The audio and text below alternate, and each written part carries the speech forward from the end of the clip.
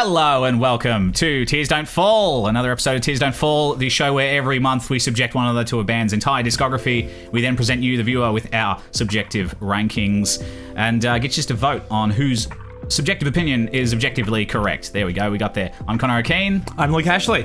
And this month we are hitting up Ghost. It's my pick. I'm wearing the t-shirt. There it is.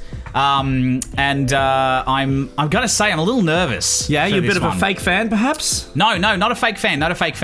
We gotta find out if Connor can name 3 albums. Oh, they're all fucking wacky Latin shit. Anyway, I'm nervous for this for 2 reasons.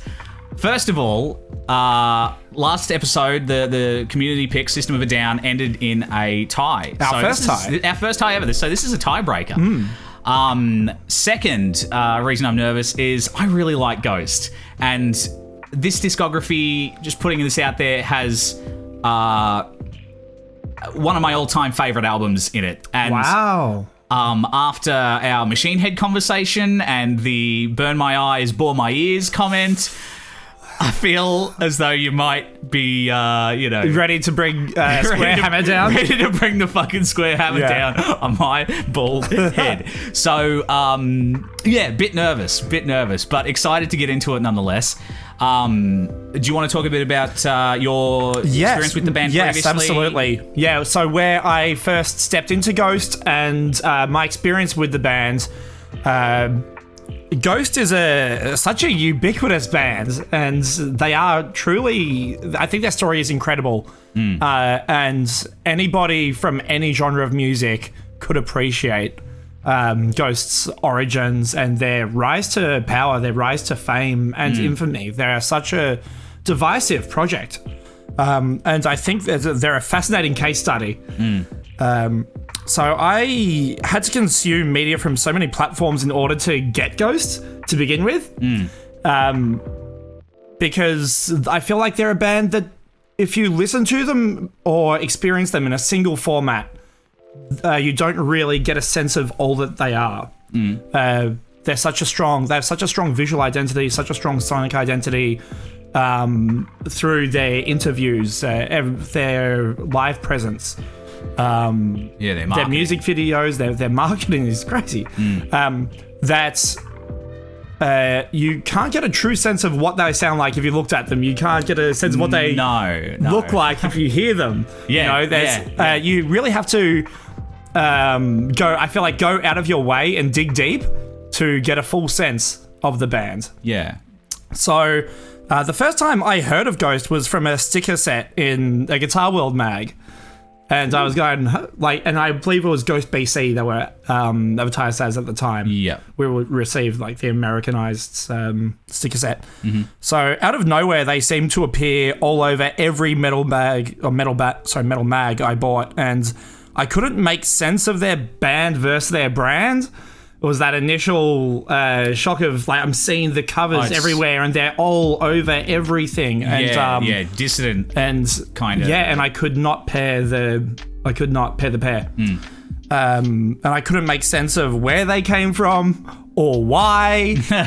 But they were just instantly this massive rise to fame out of Sweden. But they looked and felt American, or maybe I don't know, even British. It was really probably British. But they felt more like straight westernized, I guess. But it was such a strange thing, and it was quite abrasive for me to begin with. So Ghost, didn't make any sense to me until I saw them live at Download. I believe it was 2019. I did see them with you. Yeah, I think that's right. Could be 2018-19. It was alongside Slayer's last show in Australia. Yeah. So seeing them... It was 2019 because then 2020 Download got cancelled. So 2019. Yeah. And that was quite an investment in order to commit to finally getting them. You had to buy tickets. Getting familiar with video clips, music, and everything to get excited for it. And not getting that up until then, I found a real chore. So I was very negatively loaded towards them. And yet, once I saw that show, it was one of the best live shows I'd ever seen, and I was a born-again ghoul. So that was incredible. I was expecting to just find nothing in there, and after I'd already felt like I'd committed to it and made up my mind, and they spun me. Beautiful. Yeah, that was really exciting. Yeah, awesome. Well, that's where I got this shirt. Nice. Yourself, Cons? I first heard of these guys. It would have been around the same time, the Ghost BC kind of era, so second album. And my introduction to them was seeing the makeup and the outfits and going, oh fuck yeah, this is going to be like fucked up and heavy or like weird and and then seeing the video for Secular Haze and going nah and getting the fuck out of there, and then seeing the video for Cerise pop up when that was dropped as a single in the lead up to Meliora coming out, and the video and the song itself were just so fucking up my alley, like the weird kind of kooky off-kilter 80s horror aesthetic and vibe, like people in the music video doing the like it almost has like the Italian horror thing of when people are like going crazy, they're just crash zooming in and out on people going like, ah! I fucking fell in love. And you do have a penchant for like the Church of the Crystal Skull. Yeah, this kind of like 70s, 80s cultism. Yes, yeah. Certainly. And then after that, kind of like in just being so excited to hear more of this from the upcoming album at Meliora at the time, I went back to Infestissumam and Opus Eponymous and gave them a concerted listen and found my way to liking that material. And then, since then, just been quite an avid fan. It's been some ups and downs, which we'll get into, but that's my where I'm coming to Ghost from tonight. Nice. All right. I gotta say, the boy's sweating. I'm sweating already, dude. We might as well get into it. Yeah, let's do it. So, we start proceedings tonight with their first album, obviously. Let's see, are we there? There we are. Opus Eponymous, released in 2010. I mean, let's just get straight into it. I think this album it's a weird one. It sets the stage for what's to come. Kind of like, I look back at this album now and I go, you can see the kind of seeds of where they're headed or what their intentions were, but it's in the guise of this kind of like underground sound and image. But you can draw like a line to where they are now, I think, which is kind of cool. Definitely. I love the album title. Opus Eponymous just means self-titled, but it has this kind of, what's that mean? Oh, Latin. That sounds evil. You know? It places the band's tongue firmly in their cheek from the get-go. The intro track sets the stage nicely. It feels like you're in this dimly lit church kind of thing. And then Conclavi Con Dio, I think, makes good on that setting. The rumble of that opening bass riff gives way to the Hammond organs, just soaring dissonant harmonies over the top. And then the rest of the band kicks in, and it's I'm on board. Like, and I mean, the first lyric sung on the thing is Lucifer. You're just like, yeah. You know, there it is. There's their mission statement. Yeah, totally. Yeah, and I think they managed to take. I mean, the whole album was played through like one orange amp with one guitar. Like, it's a pretty limited sound. It's not an expansive album sonically. But I think they managed to use what they've got access to and, again, sow the seeds of what's to come while operating in this kind of underground, operating with this underground quality of sound, while also kind of avoiding, like, sounding doomy, but avoiding doom and stoner cliches as I perceive them. I'm not super well versed in doom or stoner rock, but there are trimmings of those subgenres that kind of I go, snooze, and they're notably absent from this release. I feel it's in large part due to how many snare hits are in every beat. I was going to say, the drumming is doing a lot of the heavy lifting there. Fast tempo for it to be stoner or doom. Yeah, absolutely. I think the drumming absolutely has so much to do with that. And I think they take some of doom and stoner rock's cool out and replace it with camp. And to great effect if you're into that sort of thing, which I happen to be. B, by the way, is my ranking. Oh, there it is. Wow. Despite all this, again, it's sonically not a very expansive listen. I prefer what is to come. Mm-hmm. I think there's a chance that if I was more familiar with the bands that Ghost are drawing influence from and the sounds that they're drawing influence from on this album, I would find things, I don't know, I would find it more compelling, but I'm just more of a fan of what's to come later and where their sound heads from here. Totally. But I think with all the makeup and the costumes and the gimmick band or no, I think they take their songcraft seriously, and I think they take some tried and true like pop rock song structures and do them respectfully, if that makes sense. Yes.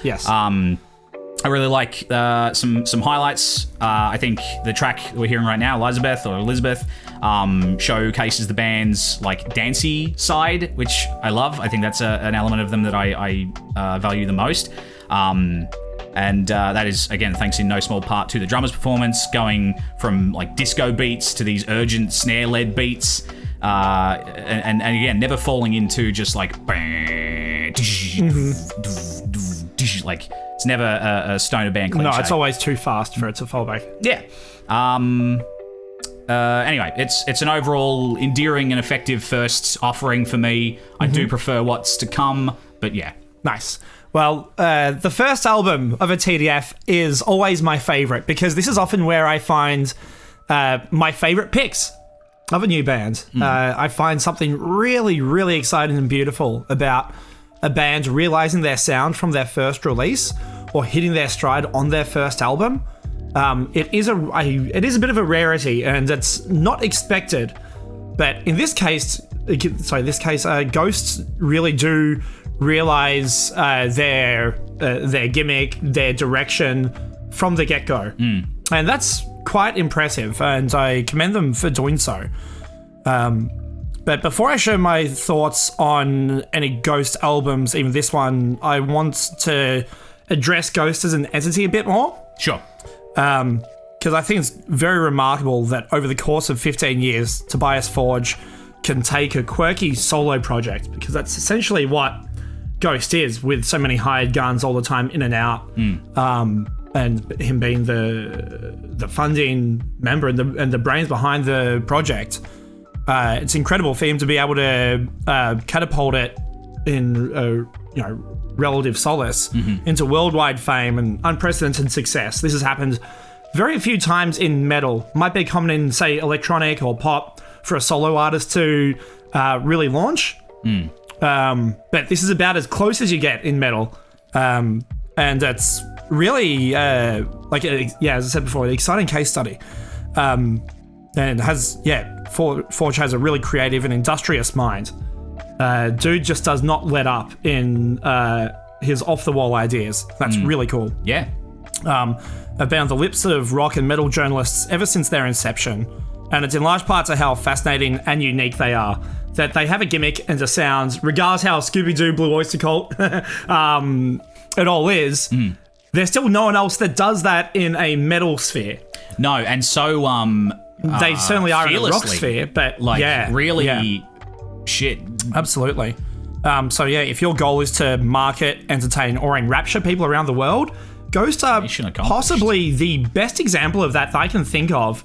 To go from a one-man solo project in just a local band or a few local bands like Repugnant and launch themselves. It's amazing.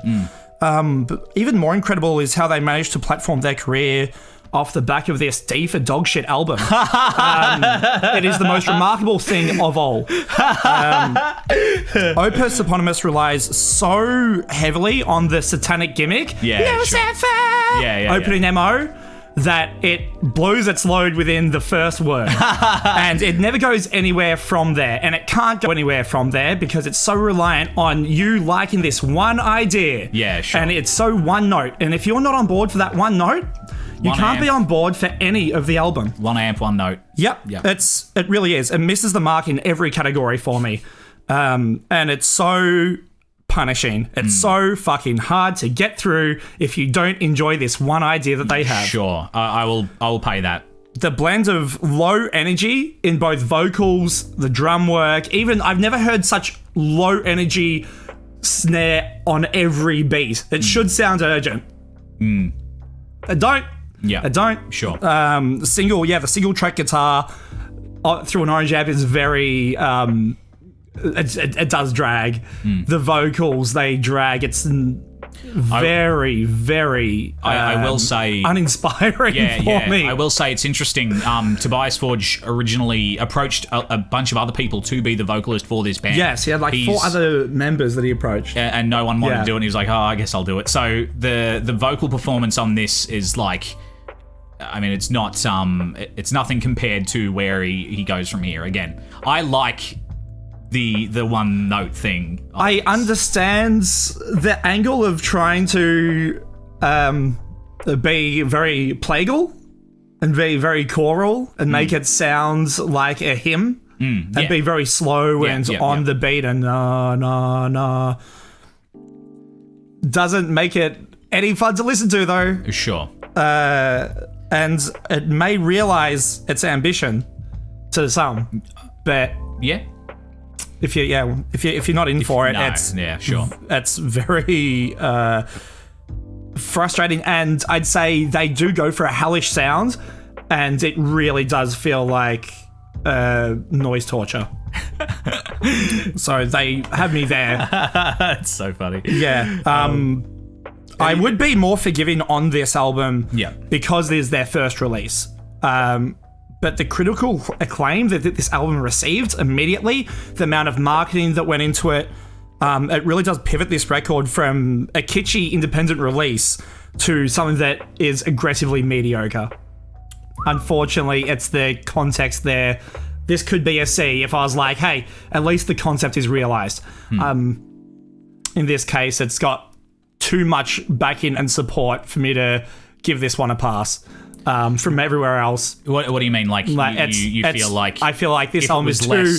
I feel like if it wasn't as well received... Then that would change my your perception somewhat. Okay. I go, oh, look, it's... I guess it kind of frees you up to be as venomous in your take on it. Because I know like, I'm just another... Yeah. They don't need me. Exactly, they don't. And I'm just another cunt. And... That's okay. Absolutely. We are attempting to make a career off being just another cunt, so... Yeah. So props for developing the signature sound out of the gate. Points for that, but it really is anathema to my ears. Sure. Hey, I will absolutely pay that. Yeah, if you're not into what they're doing here, you're not going to be into it. Let's catch up on chat. I forgot to catch up on chat for at least like first impressions. Adam says the visuals are absolutely key and complement the music perfectly. A great album cover though. I love this album cover. Really cool album fucking cover. Wonderful. As much as like I prefer what's to come and don't revisit this album that much, I bought the vinyl copy just to have that big cover. It's a sick cover. It's fucking wonderful. Yeah. And I think me being a bit of a like I like my horror movies. I like kind of being hip to film history and shit, and that having the kind of the Salem's Lot artwork it made me go cool. Yeah, you can see how I feel like there's so much more put into the marketing than the musicianship. Sure. And this release. Cal says, I skipped seeing Ghost to go see Slayer because I would never had the chance to see them again. That's fair. Daydream says, when I first heard them, I dismissed them as Merciful Fate ripoff, gave them another chance at Soundwave 2013 in Adelaide, and I've been hooked on them ever since. A friend of mine who was into Ghost, our friend Lucas Elraisin in chat, saw them on that same tour. I think he caught a sideshow or them in their own environment, and apparently it was one of the vibiest shows I've ever been to. I would love to see them do that. Seeing them at a festival was one thing, but I want to see them under their own roof, Yeah. Ghost got that satanic panic. That's absolutely right. Let's have a look here. Okay, so Daydream says, with regards to this album, impeccable debut, S tier for me, one of the best albums of the last decade. If this really did spawn in the 1970s, this would have been even more cancelled than Sabbath did during their peak with Ozzy. I had that same thought when I first heard this as well. I was like, this is like, and that's kind of what I had fun with as well, is like, they're leaning into this, like, it's like they came, either they've come from the past to try and scare the like thinking that this would scare modern audiences, or they are at some point gonna time travel back to the past and like be burnt at the stake. I don't know. I found that funny. I don't know. You can't really say that if they wouldn't have made this without the influences being around for so many years, for them to come up with, for them to ape on said bands like Sabbath and Blue Oyster. Sure, I'm not saying they're actually time travelers. Yeah. Adam says, what? Yeah. Oh, no, I thought you were. What the fuck? Adam says Ritual is so good, and the outro riff does funny things down below. I love the is it the bridge in Ritual? It has the goofy spoken word satanic shit. I don't know. I think that was one of the songs that Forge didn't write. I think it was Ritual and Year Zero, the two that and Nameless School wrote, but they're the only two in the catalogue that aren't credited to Forge. Poyo Boyo says, actual opinion. In retrospect, I don't care for the debut. They surpassed it in later releases, and I get little from it when I look back at it. I think that's kind of something too, is that given that, like, you can see the seeds of them sowing the seeds of being this fucking arena rocking world power of a band. In this, and that's kind of, I mean, from their trajectory, you can see that was their intention, I guess, or like... I don't feel that's their intent here. I don't think so? Or I feel like they're less interested in they were clearly less interested, in doing this sort of thing long term. So I feel that they're doing the spooky thing rather than the arena rock. I'm not feeling many seeds of arena rock. No, not necessarily arena rock. I guess just like... for a while to come. But, I mean, it's kind of hard because with arena rock, you do need a broad sound. That is like the hallmark. It's like AOR, Yeah, I guess I don't know if... This is so small. Yeah. I don't know if... sorry, I should rephrase that. I don't know that you can hear them going like, I want to be arena rock on this album. Certainly not. No. But... I think with subsequent albums, like as soon as the next album, which we'll get into, they kind of abandon this lo-fi 1 amp sound in favor of... This is low effort, bro. It's not lo-fi. Boy, Genesis has a fucking MIDI intro. It sounds like a garage rock band's like pre-production. It's like Genesis intro, literally MIDI. Yeah. Like, at least use... I don't know, a sawtooth lead or something. Come on. Okay. Come on. All right. Ken says there's 4 more slots in D, Luke. You don't have to pull any punches. Come on. MIDI, it's one of my favourite parts of the album. But that's because it's funny. Okay. Tundra says production is definitely quite flat on this album. Ethan says this album is just rock lobster, but gothic Victorian era. Let's have a look here. I feel like we got a sad comment from Daydream. Yeah, here we go. Daydream says, boys, I love you to death, but you made me do a disappoint here. Sorry, bro.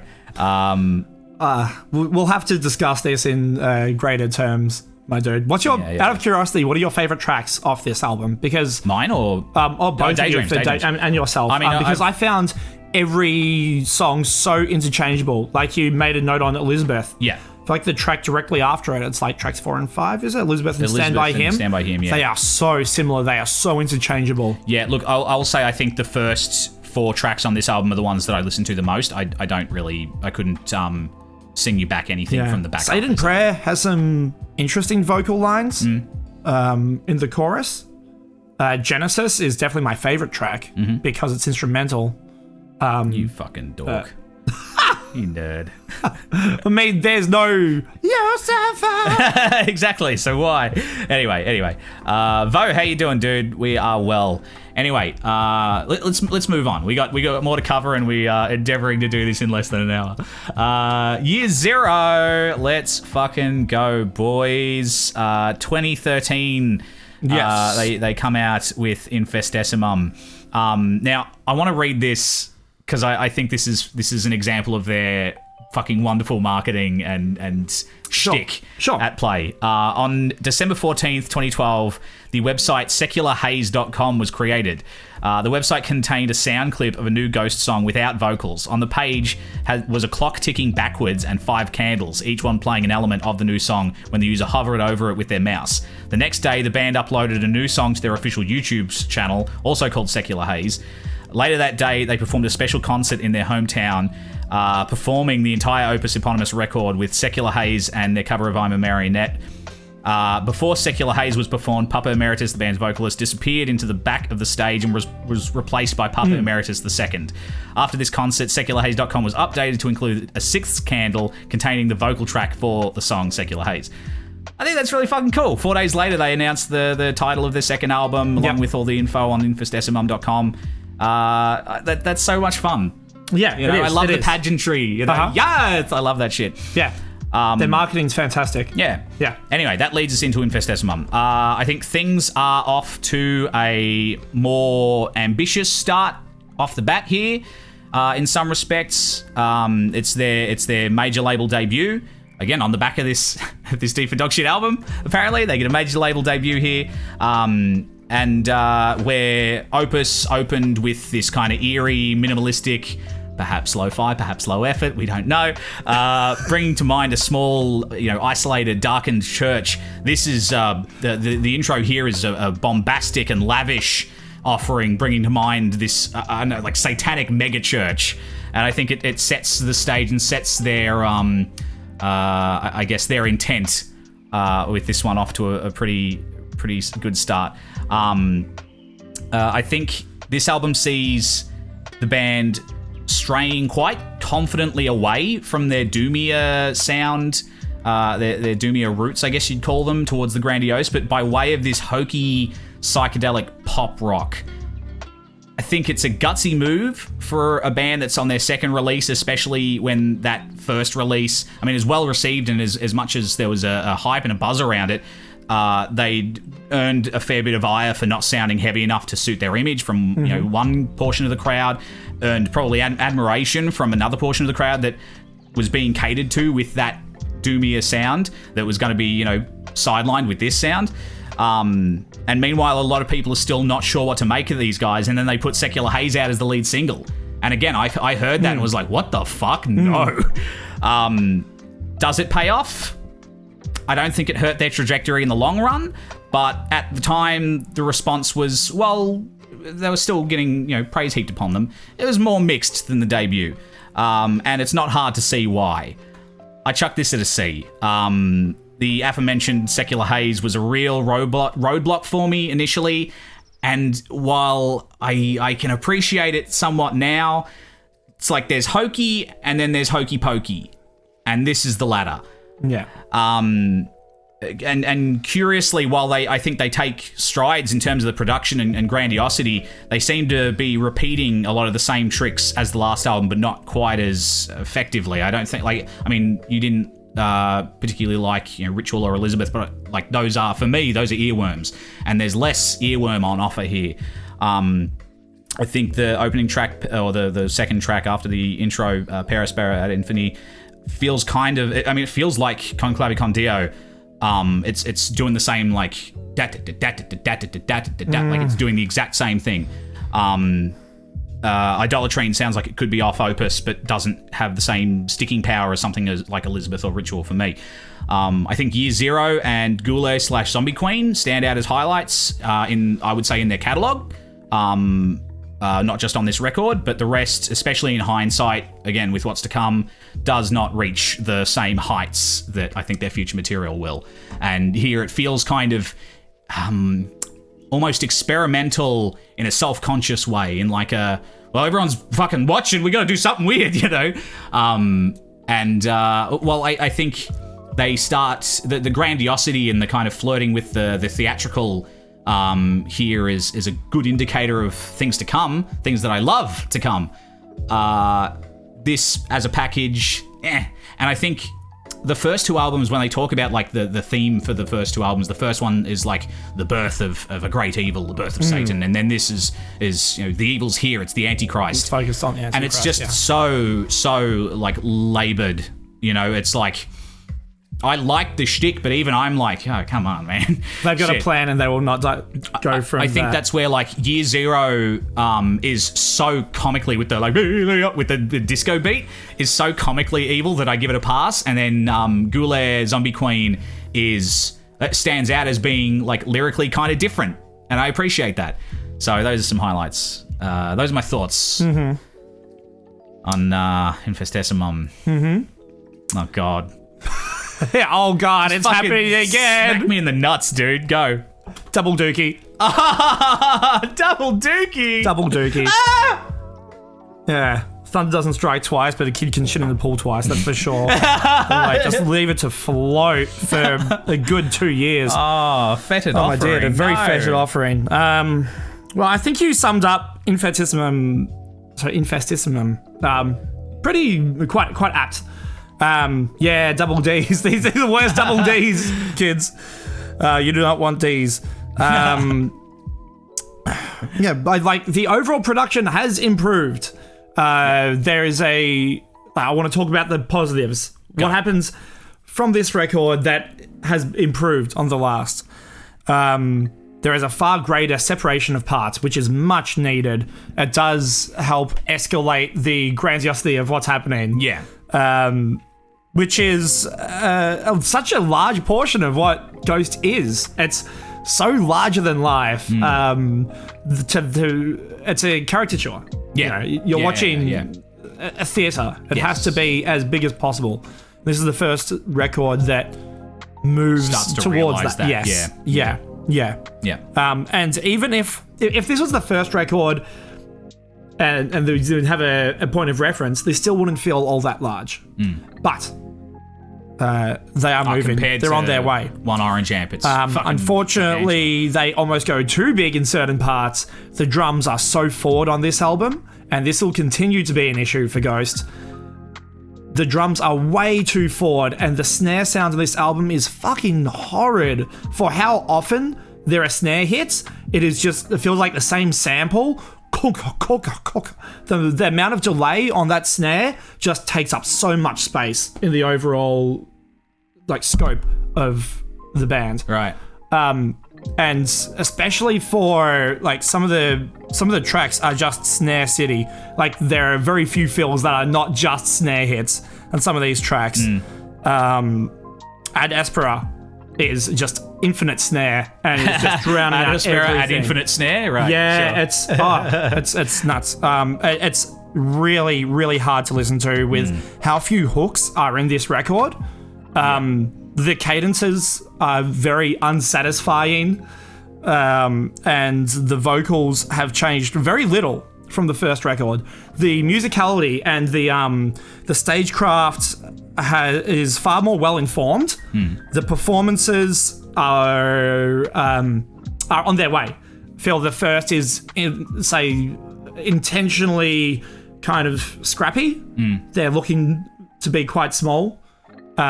So in the performance perspective, it suits. Here, they're slightly more developed, as you'd expect on a major label.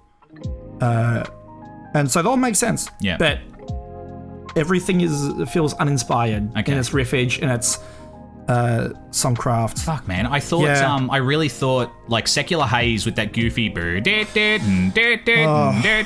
a big fan of polka. Yeah, I thought you'd like that. In metal, and it feels like it's taking the piss. Which I'd also be on board for. Yeah. If it wasn't doing it in such a obnoxious way.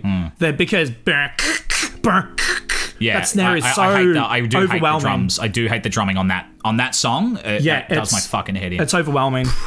Yeah, it's too much. this is where they start to go straight Blue Oyster Cult. Gigolo is very Blue Oyster Cult, which is fine. Blue Oyster Cult's cool. Right, let's go. That's one of the nicest things I can say. Once we get to Gule, it's like 7-minute ballad crossed with surf rock. Yeah, I was going to say, there's a surf rock sound on this album. They are going into many different places, and that's cool. Yeah. But the vocals stay the same, and God, that's all I want change at this point.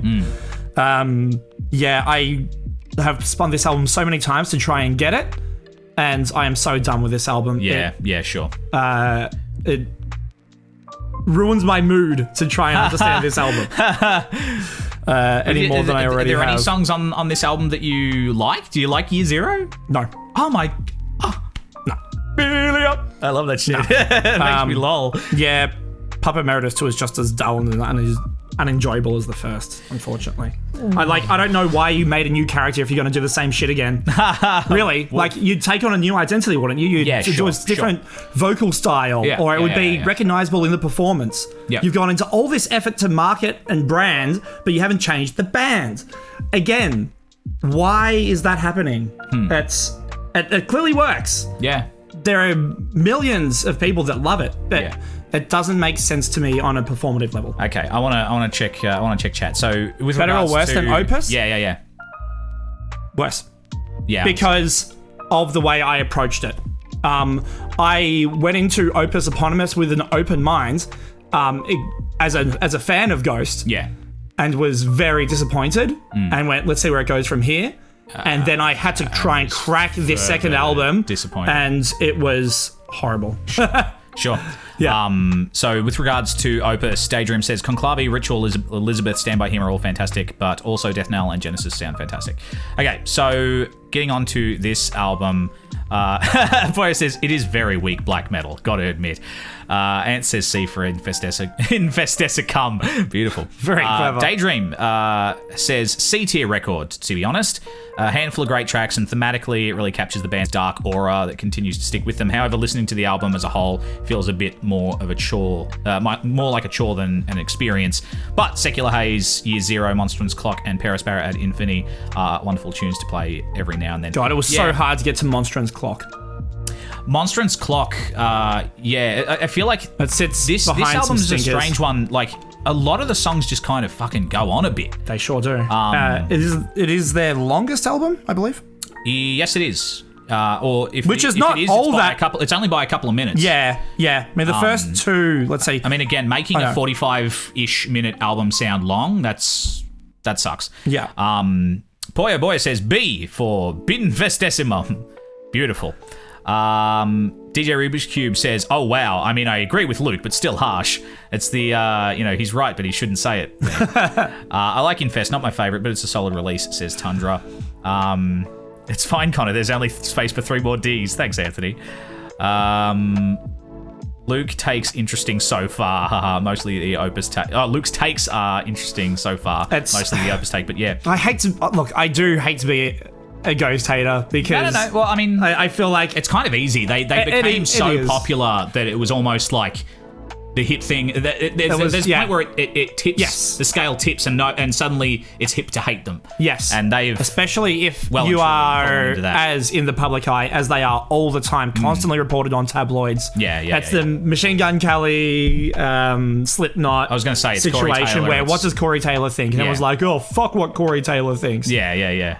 He's like, just doing an interview. He's like, I'm just trying to work it here. I don't know why people like me. I don't know why people want to know what I think. Yeah. Anyway. Poyo Boy says, can I get a whoop whoop for my gigolos? Absolutely. Yeah, stand up for MGK. Your certificate's in the mail, MGK.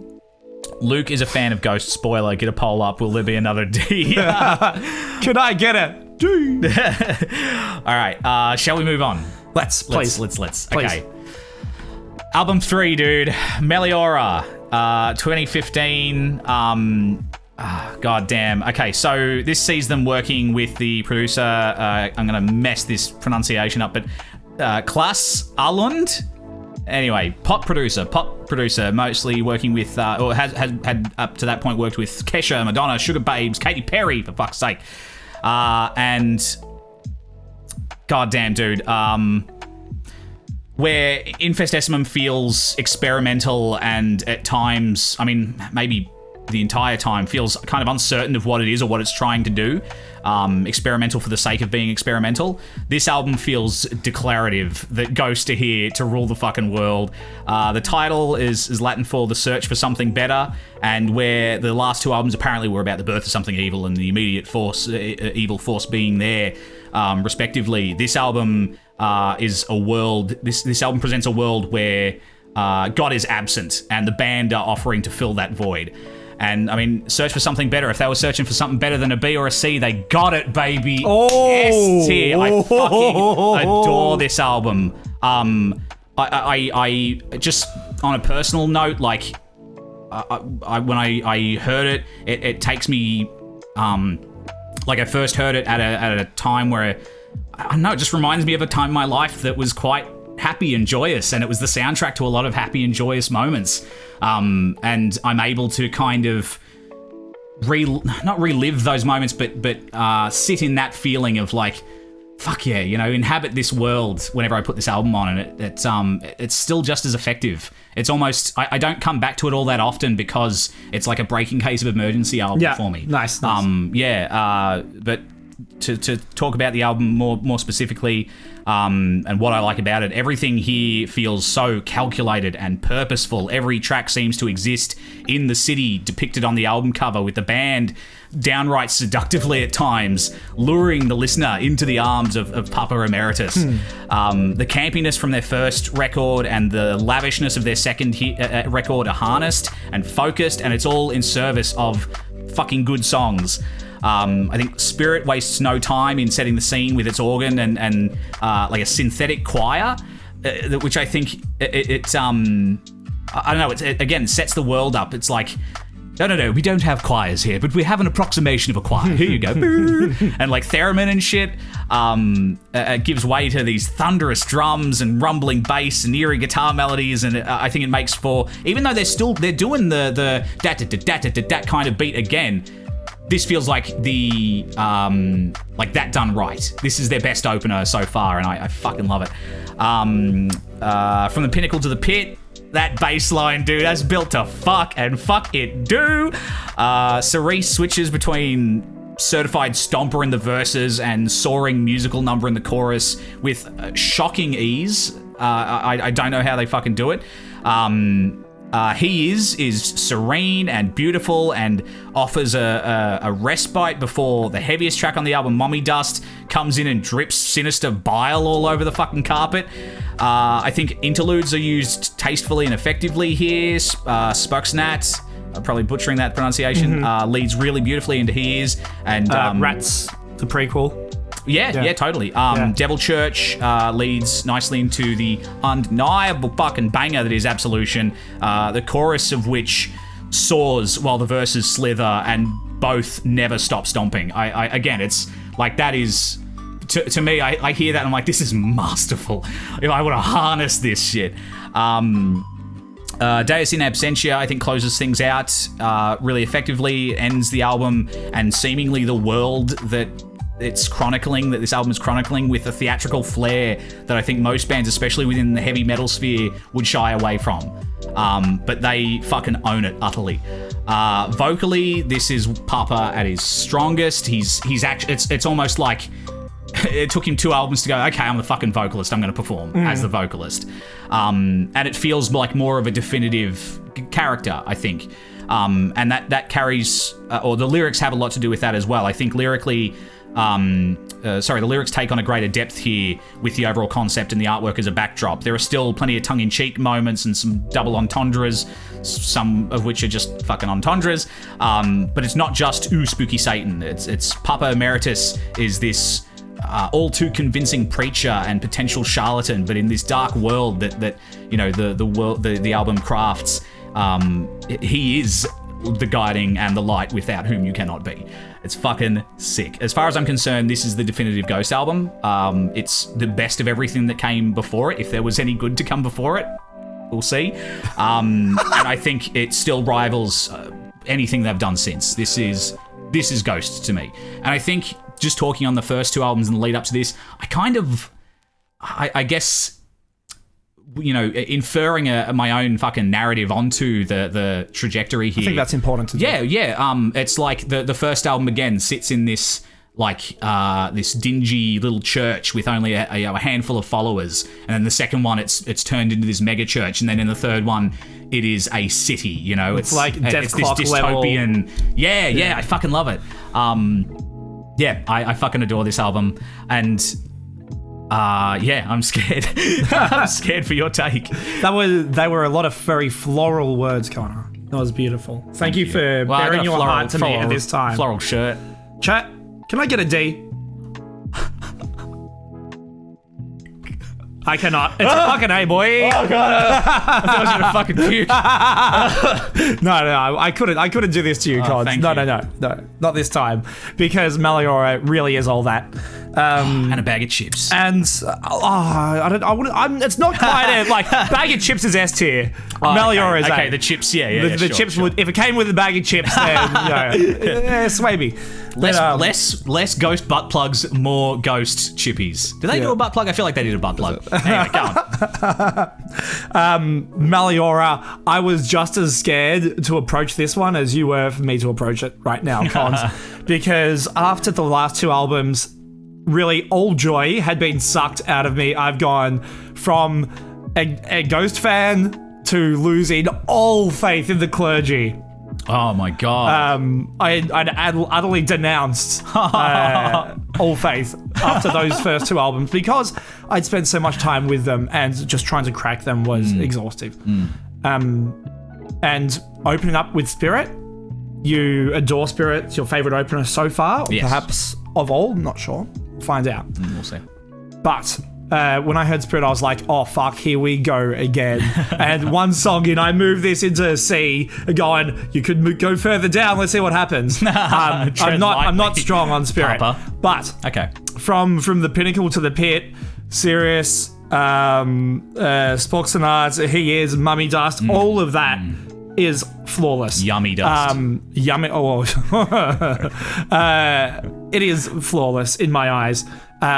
I'm stunned by what they managed to achieve here and evolve so far, so fast, and go from and reach in such a deep bag of 70s tropes, riffs, experiences. And so many little prog dabblings, a little bit yummy, delicious. Very much up my alley, and this is the Ghost that I recall when I saw them live. Hearing all these tracks back, I'm like, there it is. This is what I remember. I don't know how often they play material from the first two albums live. If they do, I assume they do it with a far larger arrangement. Because this album live, is just explosive in its dynamic range. It's hard to compare, I think. Certainly such a different era. This is the switch from Emeritus 2 to 3 that makes sense. Yes. Now we're playing a different character. A different timeline, even. It is so exciting. I'm so glad that they've swung me back in their good graces with such an exceptional release. Even the material that falls from tracks 7 to 10 is still all well on par, and I'd say above average. I don't believe this album has a weak link. No, I don't think so either. No, I do not think there's a weak track on here. If there is, at the moment, for me, it might be Spirit. Okay. But I am very biased. You got with, burned twice by openers from them doing the da-da-da-da-da-da-da-da. Yeah. Here it's done right. But the snare's so quiet, so nice, so nice. And it sits so well in the mix. The mix is fucking brilliant. I love it. When those toms kick in at the start, I'm just like, I get chills. Yeah, nice. The tempo variance is finally here. They are very open to just let the music breathe and let what would be the spooky elements be hauntingly beautiful rather than cartoonish. Yes, for the most part. Yes, that's a beautiful way to put it. There is it manages to tread a line between being serious and camp that I think is very hard to realize. And Meliora does it with aplomb. Yeah, I would. I mean, Yeah, I obviously agree. I'm shocked at how much I enjoy this album and how far and hard it can pivot me. Good. Yeah, Good. yeah. And I don't know. It's interesting because I don't recall listening to any Ghost album. I don't recall listening to Meliora in full before.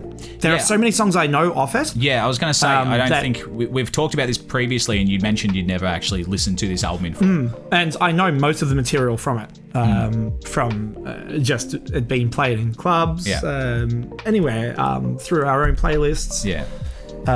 It's a album full of hits. Yeah, man. I hope that maybe that you enjoyed enough. I mean, I know the first two burned you, but I hope you enjoy this album enough to come back to it, and that maybe it even pivots to an S for you. Because again, I don't think there's a weak track on here. It's not off the table. Yeah. You might need it. You might need it. We'll see. Yeah. Anyway, let's see what chat thinks. Poyo Boy says, from the pinnacle to the riff. That's right. Anthony says, so good. Luke's going to call it Smelliora. Dude, the first time I heard from the pinnacle to the pit was like driving home after buying it in the car, and that came on and just like, oh, dude, like, It's very cool. God. Yeah, that song keeps getting better and better and better and better. Yeah.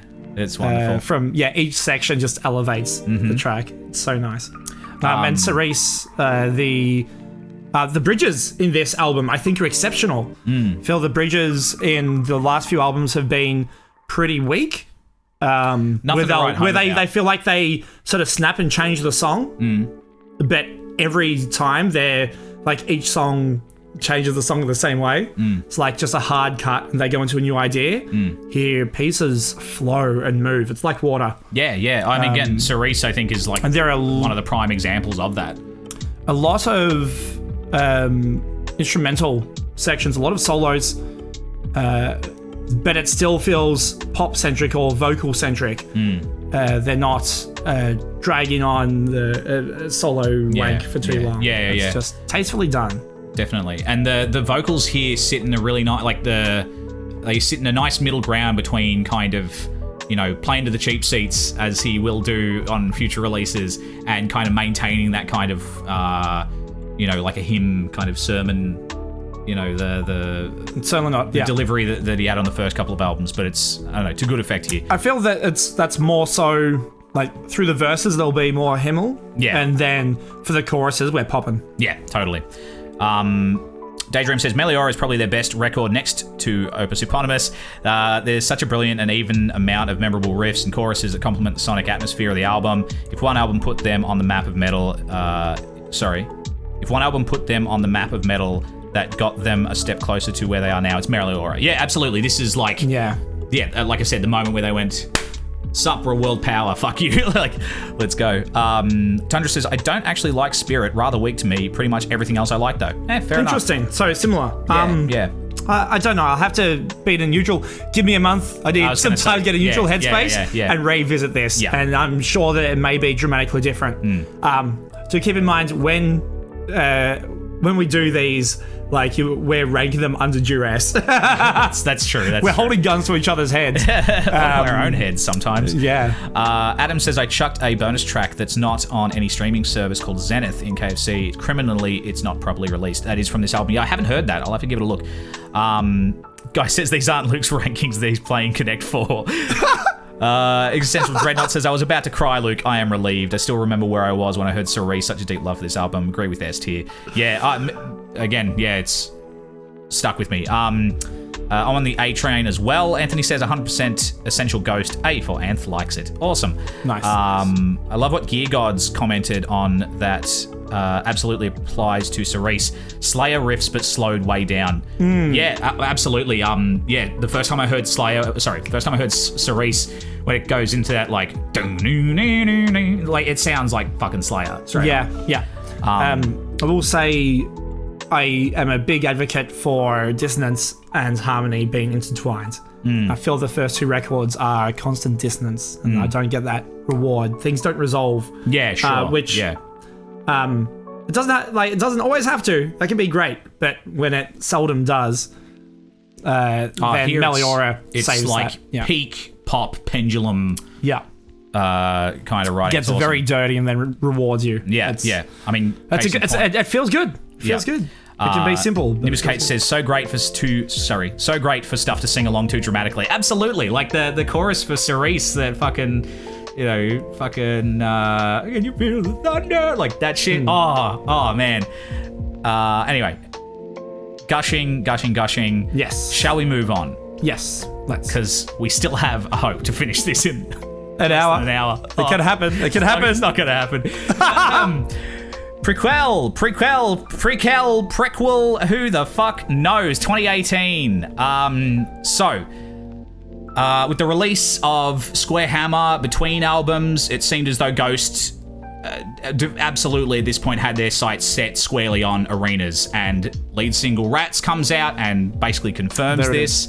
On the back of the previous album, on the back of Meliora, my expectations for this were so hard to meet. Like, man, In Wave Syndrome barely begins to describe it.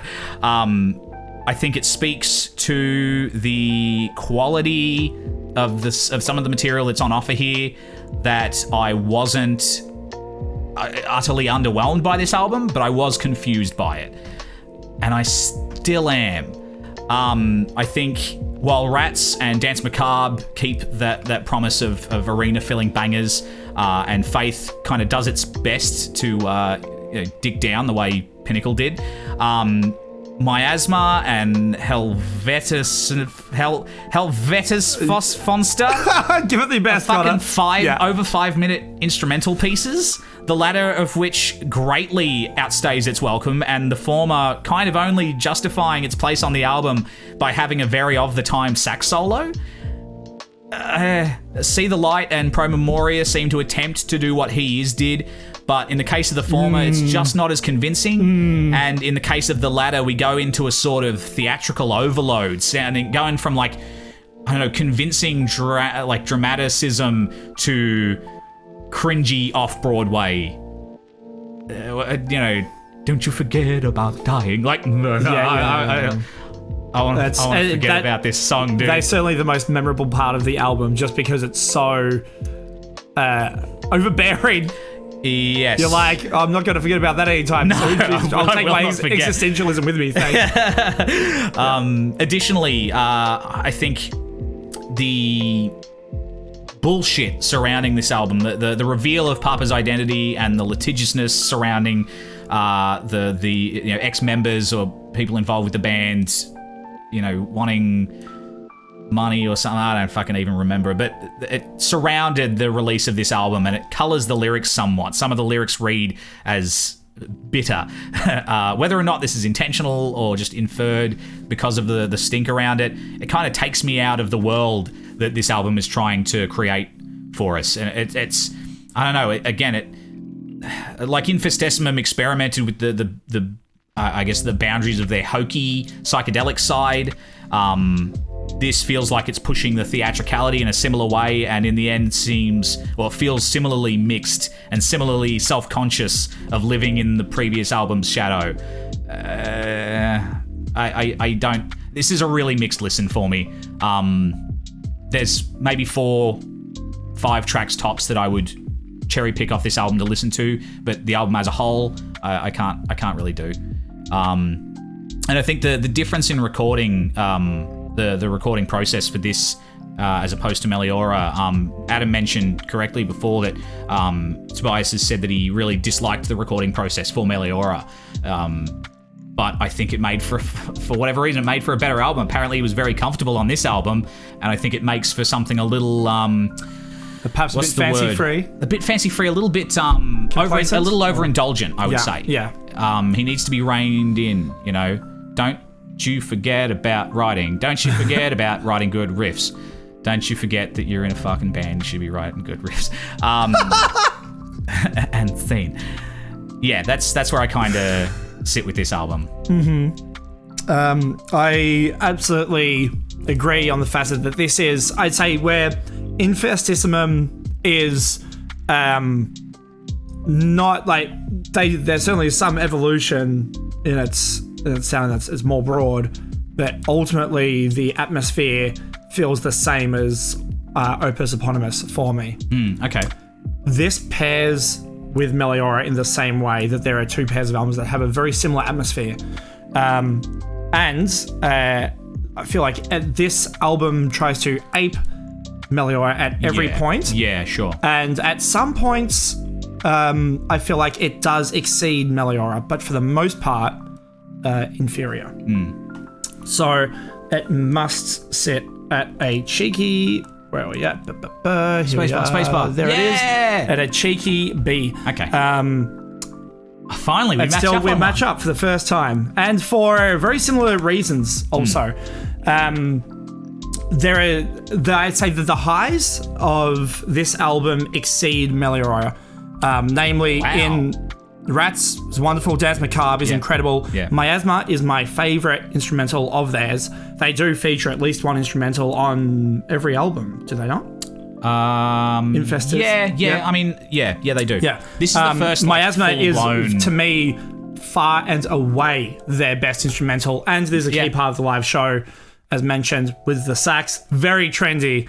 Very 2018. So 2018 was year of the sax. Anytime I hear a sax in heavy, I go, hey, there's 2018, Colleen. Sorry, 2018, you're right. Yeah, it's always 2018, man. Everything came here.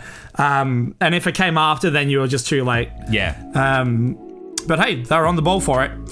Pro Memoria, definite low of the album. I feel that just as I love tracks 2 to 6 in Meliora, Prequelle does the exact same. Rats, Faith and See the Light, pretty fun. Yeah. Rats is incredible. Miasma is incredible. Dance Macabre, amazing. They're some of their best material. And I've not heard anyone mention... this is something that I see met with some contention when a band revisits themes, especially melodic hooks from previous releases, and uses them in new songs. Like it works very well through, say, classical Baroque music, where you just take your themes, musical ideas, and repeat them and revise them. And, yeah, I mean, if it ain't, I'm a fan of that. If it ain't Baroque, don't fix it. Yes.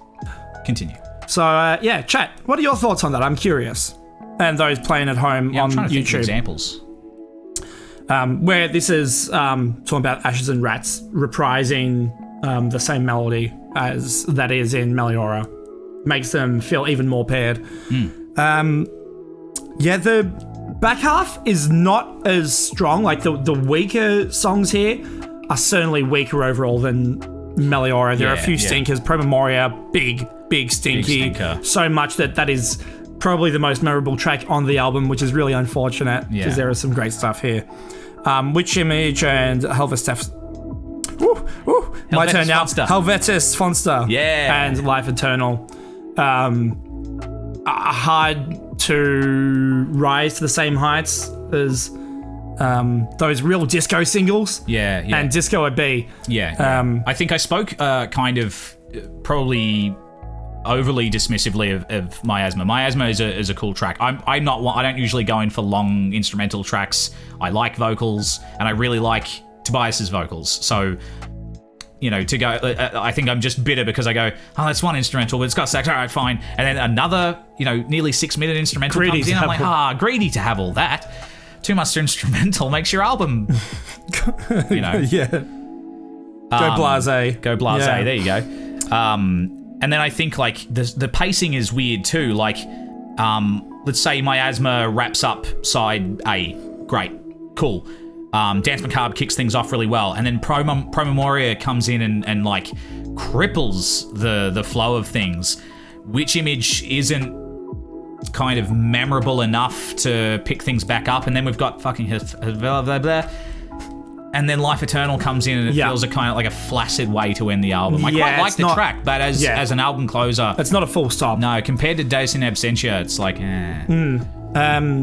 Also, we have not mentioned yet, the way that these last few albums are built does feel like it's purpose-built for a side A and side B. Like it's built to be played on vinyl, which I always appreciate. Yeah, can vouch for Meliora. Even though I don't consume them in that way, when you listen to an album, it feels like if you're still doing something so theatrical, like an intermission halfway, you can stop the album halfway, grab your chippies, and then start side B. Grab your ghost chips, kids. Yeah. Delightful. And they, smash. They are exceptional at interludes as well. You did mention this for Meliora. Yeah. But their interludes as a whole and album openers are always really tastefully done. Like atmospheric, never too long, never so short that they're redundant. It's at a really comfortable spot. Yeah. I think it's one of the best pickups that I've grabbed from Ghost in this month. That's cool. Very cool. Let's see what chat says. Existential Dreadnought says, fucking hot cover art for this one. Yeah. The big frog monster dragon thing. It looks like it makes me think of remember the Del Toro question? Yeah. Makes me think of the big book toad. 7. Yeah. Really cool artwork. Really cool artwork. Dreadnought also says they were very self-confident with this album, IMO. Maybe a bit too confident. Yeah, I think that feels a little, overindulgent. Adam says the sax solo is a key part of the live show, though. That was fucking good fun. And they bring the old, the what was it? I can't remember what they called him. Papa Zero or whatever. Papa Nile. Papa Nile, gotcha. Coming out. That was the moment that absolutely turned me. I was like, this is too much. I love this shit. And that was very exciting also to go back to Miasma here. I will also mention this album was my ground floor for Ghost. I would have spun this on release day. Well, I think, sure. That's because of Rats. Yeah. Really. That's a big part of Meliora as well, as, again, I was excited for the release of that, picked it up, day one and spun it on the drive home. It was just like, I'm in on the ground floor for this. Yeah, I recall enjoying the album and then don't forget about your old friend Death. And I was like, change the channel. Boyo Boyo says, an aside, Ghost might just be the GOAT of cover art. Struggle to think of a band as consistently strong. Adam says, I still love Faith. It's about the nameless schools suing him. See, that's the thing. It's like, it takes me out of the world. I don't want to hear about your litigious bullshit. It was 4 members as well, 4 ex-members. Yeah. I believe the case was dropped. Yeah. But, that was questionable. When you have functionally, with any other band, like a full band of members going against you to sue. Like, I don't know. Like, even though the case was dropped, something couldn't have been right. Something fishy in Denmark. Prequelle, Ant says, is a C for Prequelle. I really like the fantasy inside Miasma and dance, but it wasn't consistent enough to vibe with me or feel it was that strong. I'm not the sort of person to buy a shirt based on cover art alone, but I'd buy about any Ghost album I'd buy just about any Ghost album for aesthetic alone. Just on a shirt. Right, cool. All right, Daydream says, Prequelle gets a B from me. It's not a perfect album, but I commend Ghost for the steps they took on this album. See, I feel like this is a side step for me. This doesn't feel like it necessarily a step forward. This feels like a brief aside to test the waters of, how theatrical is too theatrical. Don't you forget about, okay, all right, we'll reel it back. Yeah. The equilibrium of arena rock while sticking to their roots and the inclusion of slightly poppier elements made this a pretty enjoyable listen. It's cheesy at a few points, but that's what gives the record its own sonic fingerprint and makes it an interesting experience. I agree with you on some points and feel differently on some points there. Let's have a look here. Nibuskay says it's been an hour. You've got to stop. No time for IMPERA. Damn it! Fuck it. I'm having fun. Tundra says, this album has grown on me a fair bit. The concept is neat if you look into it. Every song discusses the plague and the dance of death and whatnot. I love Faith, Life Eternal, fantastic closer. Both instrumentals have grown on me too. A tier. All right, cool. Wow. The second instrumental creates a great aura for the second half of the album, I find. I also like the production a lot more on this than Meliora. Okay. Life Eternal is a frequent earworm for me, but like a smooth brain earworm when I'm tired, says Nibuskay. That's a good way to, counter the two. Differentiate one earworm from another. You like Ghost? Name 3 of their shirts. No, we don't have time. Next up. Moving on. Let's move on. Yeah. IMPERA. IMPERA, dude. So this is the latest album, fucking 2022. That's why we're doing this, because they hit 5 albums, and now we can... You're like, yes, you're of legal age. Yeah. Oh, no. Moving swiftly along. This, on the back of Prequelle, I think I never swung into the camp of like, all right, it's hip to hate Ghost, because Meliora, it holds such a special place in my heart, and I remember when Prequelle came out, I was like, I'm excited to hear what they do next. I think what they do next will be better. But man, I think just after the pandemic and everything, I'm feeling a little jaded. A lot of bands are putting out new material that isn't either meeting my expectations or it isn't so remarkable that it lifts me out of the mental muck and mire that we've all found ourselves in over the last couple of years. So I wasn't expecting much from this album, to be honest, especially when the singles were coming out. Hunter's Moon came out, tie-in with Halloween Kills. And I thought, it's just a tie-in song, I'm not going to give it that much thought. And then when it came out that it was on the album, I was like, oh, what, really? And wasn't really a fan of it. Call Me Little Sunshine came out, that grew on me. By the time the album came out, I mean, we saw some clips of Kaiserion live, fucking hilarious, Spinal Tap-esque production issues on that clip, amazing, so great. So my enthusiasm started to peak a little bit. I picked it up, I listened to it on Spotify day one, and after like 2 playthroughs, I went out and bought this fucking thing on Licorice Pizza, baby, because, I mean, from the artwork, it's 5 out of 5. The artwork's fucking amazing, and it puts me in a similar mind to, it looks... it makes me think of Meliora. So straight away, it's kind of making me go, oh, maybe they're back, maybe they're back. They're working with the same producer as on Meliora. Here we fucking go, dude. This was an album I was not even remotely prepared to like as much as I did. Wow. I would call it a return to form, but to personalize it a bit, I think it's them in a form that resembles something that I love. So it's probably, I'm biased here. We got... As far as I'm concerned, Tobias Forge stopped smoking crack. Gone are the 5-minute fucking instrumental tracks and off-Broadway musical numbers that made Prequelle such an uneven spin, even at the time, but certainly in hindsight. I think this combines the best elements of Prequelle, namely the arena-filling ambitions with hooks to match and the sinister sense of theatricality with the structure and focus of Meliora. For the time being, it sits at an A. Nice, you've got a good spread there, boy. Thank you. Thank you for complimenting my spread. Again, producer Klaus Alund is back in the producer's seat, and so is that sense of cohesion between the music and the artwork. I put this album on, and I'm in the world that the artwork of IMPERA is showing me. It sounds blue and gold, I don't know how else to describe it. I think Imperium and Kaiserion start things off in a way that, I mean... Shit, they've never opened an album like this. Tobias has gone from, I don't want to be the vocalist for Ghost to, yeah! You're like, yes! Yeah. Haven't hit that note before. Yeah, man. And I love it. It starts in the fucking heavens. Spillway's stomp is reminiscent of Absolution by way of ABBA, in the best possible way, ABBA solution, if you will. Call Me Little Sunshine feels like IMPERA's answer to Cerise. And you've pointed this out, it only does 2 or 3 things, maybe 2.5 things if you're really counting. But I really like what that song does. I'm here for it. I love it. Hunter's Moon feels kind of like Dance Macabre by way of Spirit.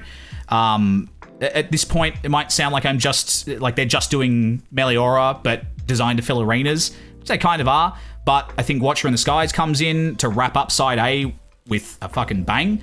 And this kind of... This definitely has A and B all over it. Yeah, totally. It feels like it closes the first act of a show with Dominion and 20s starting the second act in a more sinister way. And the way that they got this long fade out with Watcher in the Skies and the kind of gang choir of like searchlights. Like, it sounds like, what's coming next? Go out for the intermission and come back. And then you come back in, they've changed the setting and it's all dark and, oh my God, Nazis. Yeah. I fucking love it. Darkness at the Heart of My Love is the album's almost, I guess, obligatory ballad, but I also love it. It's fucking gorgeous. I think Griftwood stands out as my only gripe on the record due to its length. I don't think it needs to be 5 minutes long, and the last chorus just keeps fucking going, and then they do the key change. Just one less chorus, and I would have given it a pass. It's very close to Square Hammer, that first riff. I haven't noticed that comparison. I don't listen to Square Hammer that often. I didn't draw that comparison. That's interesting. I'll have to check for that. But again, that's a minor gripe in the grand scheme of things, and I think Respite on the Spiral Fields saves things from ending on a dud note, and I think it's up there with Deus in Absentia as one of their best closers. It's still relatively early days for me with this record, and time will tell where it sits, and especially what comes next for them may move things up and down. That's always exciting to see. But at this point, 5 albums under their belts, this is how I'm feeling, and I really love everything that is on offer on this album. Again, one song's length is not a major fucking album killer for me. Certainly not. I think it's too early to kind of say. I don't think it envelops me quite the same way that Meliora does, but it excites and delights me just as thoroughly. So yeah, that's where I'm at. Beautiful. Yeah, dude. Yeah, boy. This is A for IMPERA is a very difficult album to rank for me. Partially due to its recency. Yeah. Partially because of its departure from the rest of Ghost's catalogue. And also partially because I'm coming to terms with whether I like arena rock or not. And I still don't... Dad, I think I like arena rock. Come boom with me, son. Together we can boom the universe. The galaxy. I have a lot of questions that I need to answer myself before I lock in an answer. Okay. But for the meantime, IMPERA will be sitting at a B. A respectable B. Sure. It could be my favorite album. I can't work it out. I don't know yet. I don't know yet. Interesting.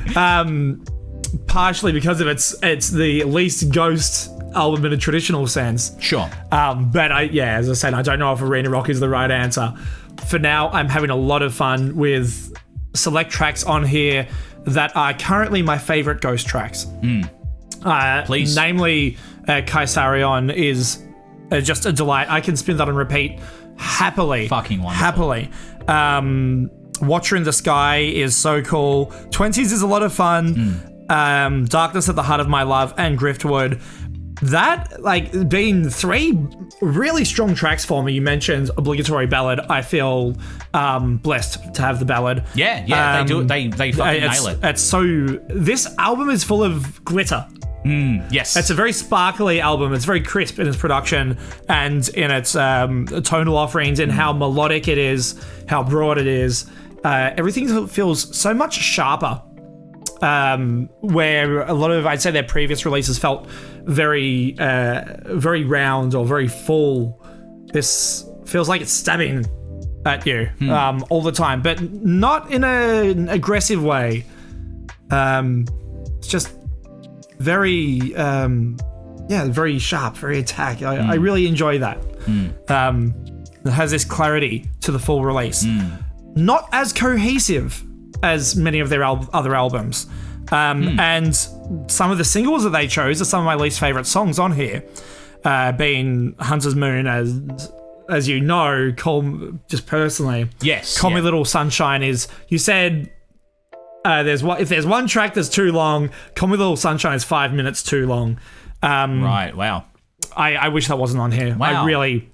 Oh man, I really It's 5 minutes and it's 2 riffs. Truly 2 riffs. There's not even a third intermediary riff in here. It's just 2 ideas explored for 5 minutes, and it's not very exciting. Ad nauseum. I don't know. I really like what that song does.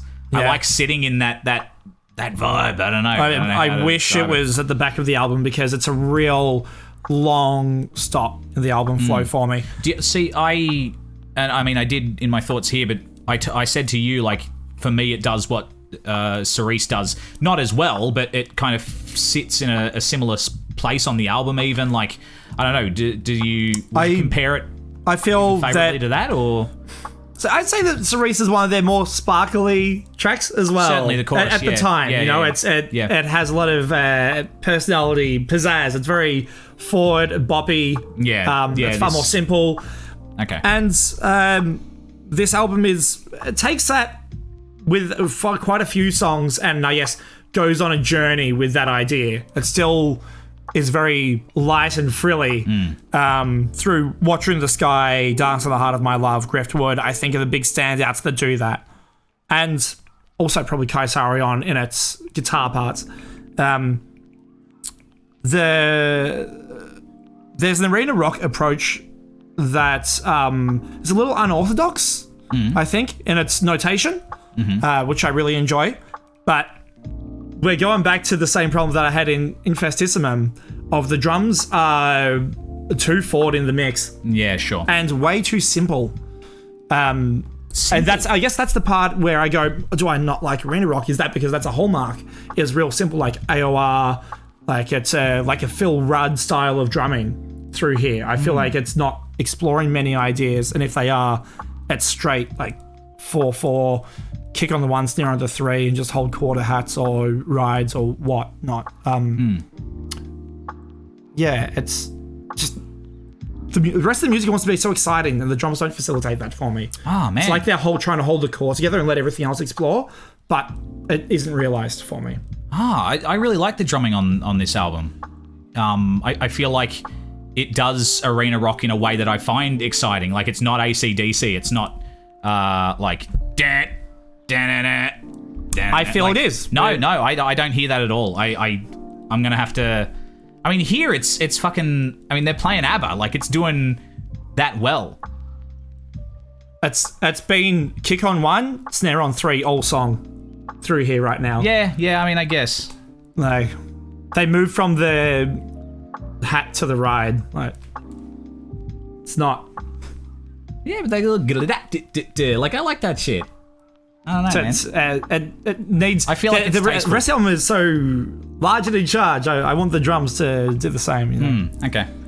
Yeah. I feel like it's trying to contain everything else and keep it small, whereas the rest of the song wants to explode. Sure. I guess as an analogy. Yeah. But, Okay. Yeah, it's not enough of a gripe on the songs I enjoy for that to matter. When I don't like a song, or I'm not into what's currently going on, that's just a multiplier. Gotcha. Okay. Sure. Thankfully, it's not too often. Hunter's Moon, Call Me Little Sunshine, Bite of Passage, into Responding to the Spital Fields are probably like that duo, and that's it. Spillways, I can take or leave. I've heard a few people say it's their favourite. Yeah, it's one of my favourites. I just love that chorus.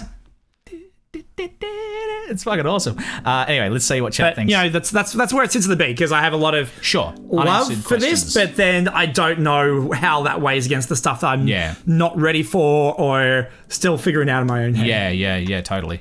That not ready for is a good point. Not that you'll come back to this and change your mind, but I mean, even with stuff on this segment, like on the DTP episode, I gave Devin Townsend Project's Ghost a D because I was just like, nah, not my thing. Wasn't ready for it. Came back to it at the right time, and now I'm in love with that album. So, you know. Yeah, I think I may have put it in an A, and that's possibly pivoting to an S now. There you go. I think I put Sky Blue at a B, and that could be an S also for me. Yeah. All right. Well, your familiarity really helps. Yeah. And that's not the name of the game here. No, you know? No, of course. Anyway, chat says, even though it's still a new record, I feel it's no higher than a C. Daydream says, don't have much to say about it, to be honest. There's still a lot to process on this one. Yeah, I mean, again, it is relatively new, and for a band with this kind of legacy, and I mean, clearly, Daydream, you're a fan. I don't know, I find a new record from a band that I really fucking love takes me a while to make heads or tails of it. That's an intimidating thing. Yeah, you have to reassess your own expectations and all that shit. Tundra says the album cover for this album is absolutely fantastic. Anth writes, IMPERA, a sloppy C. In all listens, the spillways and watcher hooks frustrated me. The 80s inspirations are too inspired where I can't hear past the influence. 20s, in my opinion, is the best track on this album because of how much of a challenge it is to listen to. Makes it delectable. Cool. Nibus Kate says, ha! And also S for Simpera. Fuck yeah. Tandra Nice. says, for now That I was give good, IMPERA that a was B. It could grow on me. Very influenced by 80s arena rock, almost to a fault for me. Little Sunshine, really boring for me. Hunter's Moon, also find weak. Fair enough. I'm so excited to see this album live, says Adam. Yeah, I am banging to see these guys perform fucking any of this shit live. And I mean, I think like now that they're 5 albums deep. So built for Yeah, man. a live show. And that's where Ghost truly Shine. excel. Yeah. Clearly, I mean, I don't know how they... I guess the live show is just that good from the get-go, because I can't imagine the amount of international features that, or international guest spots or supports that they had on those first 2 albums. We could be here all night listing the amount of massive international bands that they supported off the back of those first 2 albums. Yeah. And if they're only playing that material, geez, they've got entertained somehow. Even outside of my own personal opinion, like, I feel yourself not ranking those albums very highly. Yeah, like, sure. Yeah. No, I mean, God, there isn't much live Bang Your Fuel on offer. It's very low energy. Yeah. I mean, I'm really excited to see what they put in a live set now, because they've essentially got 3 albums of shit that is built to be, performed, huge arena filling stuff. And I think they could probably take, 1 or 2 songs maybe from the first album, maybe Year Zero from the second album, maybe Zombie Queen, Gula, and as they did when we saw them live. And that was a highlight. Yes. Year Zero, minutes, the fucking right? Year Zero, the like red like strobing like digga digga din digga digga din digga. It was fucking awesome. I guess a much larger production does go a long way on that material. Yeah, absolutely. Ant says a live setting might transform this as with regards to IMPERA. Yeah, definitely. All right, let's get the poll going, because those are our rankings. Yeah. And move it on. We are. We've got to get underneath an hour and a half. No, now. I've abandoned any hope to finish it in a timely manner. Connor or Luke, let's go. So after all of this, I mean, I came into this obviously as a rather large fan. 2 minutes for the poll. Go for it. Yeah, only 2 minutes. Woo! Get on it, chat. Now or never. Yeah, I came into this as a fan, and I mean, I came into System of a Down feeling like I was coming into it as a fan, and discovered that I'm far less a fan. I think I would say I'm still I would consider myself a serious Ghost fan. I realized that I kind of don't like as much of the material on the first 2 albums as I thought I did. I think when Meliora came out, and I loved it so much, and I just wanted more of their stuff, you cope a little bit. You cardinal copia, dude. You start finding stuff to like. And I can still say I really like Year Zero as a track. I really like Zombie Queen Gula. I like Ritual. But Zombie Gula. Zombie Queen. But I think they've released enough stuff after Meliora that is in a similar vein and kind of continuing on that trajectory that I can say, no, I'm a fan of Ghost. You know, I'm not, I think there are a lot of people who go, I like the first album, but don't like anything post that. Oh, man, imagine liking the first album. And nothing else. Jeez, Daydream. That's rough. No, not liking the first album as a part of the catalogue, but just going like the first album's the best. They haven't gotten any better, or they've gotten worse since then. I did check the tier rankings just to see what where the general consensus general public said this. And out of 8 rankings that I saw, Opus Eponymous was in A at least in all 8. Wow. And I went, stinky. I don't know if I'm more of a fan of Ghost or not. I've gone back and forth on them so often. Well, I say so often, twice previously, that I've done so a few times just in this month. I'm more of a fan of material I thought I wasn't. In like, I like IMPERA more than I thought I did. Yep. That's for sure. Overall. And then Meliora, I like that more than I thought. Yeah. And then that set me up to, and Prequelle, I had some songs on that I was like, yeah, they're great. So I so set up for these first 2 albums with such optimism, and that absolutely crushed me. That's fair. So I need a break from the stuff I liked for a while because it's jaded, it's tainted. Yep, no, that's fair enough. Just the ghost sounds I want to get away from for a bit. That's fair enough. So I think I'm more of a fan, but maybe in 6 months' time, more of a fan for now. Don't let this put you off exploring their catalogue a little more. But your boy won! Uh-oh! All Dude, right. Congratulations. Thank this is you. The first I want it time back. Yeah. I have been beltless for months. The pants around ankles. Oh It's been my embarrassing. God. Frankly, his yes. sisters have been wondering, Connor. Is Connor okay? When are you getting a belt? When are the pants coming back up, Connor? Well, it's disturbing the children. I know. Well, I'll be allowed near schools again. Anyway, beautiful. I'm happy with that. I won. Yay. Go me. Nice, dude. And we solved our God, if that had been another tie, fuck me. I can't sit with that for another month. Yeah. I'm gonna give myself a fucking stomach ulcer. How are you following this up? Soil work. No lead in, just soil work. Soil work. Let's do it. How many I'm fucking excited. albums do they have? They have a double album in their catalogue, you they do. fucking weirdo. Yep, you live in sick infinite. fuck. They straight up call it infinite. No lead up. Soil work. Let's go. Oh, God. I'm so excited. Oh, I mean, I really like soil work, but I got an album to record, dude. Yeah, so do I. Not quite album, but ball breaker. we're doing it. All right, fair enough. Well, chat, everyone, if you're watching the VOD, thank you so much. If you're in chat, thank you. We'll see you next month. Thanks, folks. I'm very excited for Soul Work. And I must say, before I say stay tuned, this will be a fairly new one for both of us. Typically, the bands we would pick would be one where one of us is quite well versed with the material and the other is coming in. Yeah. Soil Work, I want to choose because I want to learn about them on the fly as well. Okay. So I think there's a lot of history there. Okay. So it'll be 2 new takes, but I'm excited to do so. But coming at it from different Very points different as well. places. Yeah.